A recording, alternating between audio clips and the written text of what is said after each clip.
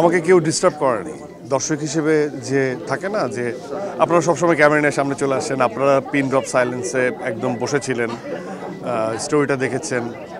আর আমার ফ্র্যাটার্নিটির এত মানুষ একসাথে আমরা যখন একটা কন্টেন্ট দেখি একসাথে বসে, এবং আফটার শেষ হওয়ার পর কন্টেন্টটা শেষ হওয়ার পর সবাই যেভাবে অ্যাপ্রিসিয়েট করলো, বুকে জড়িয়ে ধরলো, এগুলো আসলে মানে অনেক মাস বছর জুড়ে এগুলো পাওয়া হয় না, এগুলো এক্সপিরিয়েন্স করা হয় না। সো এটা আসলেই খুবই, আমি বলবো যে আমাকে মানে উষ্ণতা দেয়, মানে একদমই ওয়ার্ম।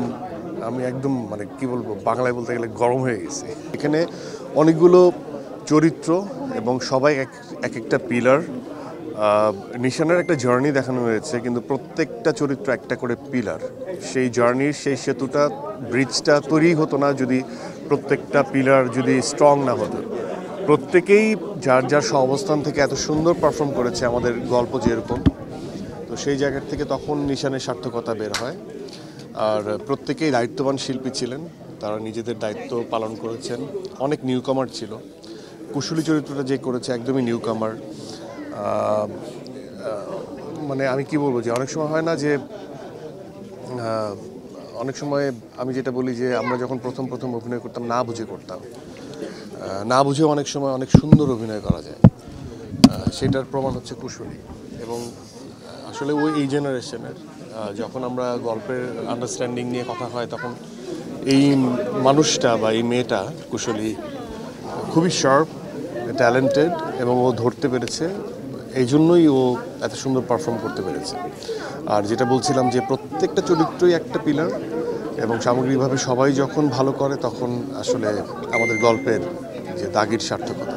আমরা ফ্র্যাটার্নিটির মানুষ, আমাদের মধ্যে একটা সত্তা, একটা কানেকশন তো থাকেই। তো সেটা আসলে খুবই আমি বলবো খুব পজিটিভ, যখন আমার কাছের মানুষরা বা আমার একই জোনের মানুষরা যখন অ্যাপ্রিসিয়েট করে। আমাদের একটা চেষ্টা ছিল, আমাদের মধ্যে সবার মধ্যে একটা অনেস্টি ছিল, সততা ছিল।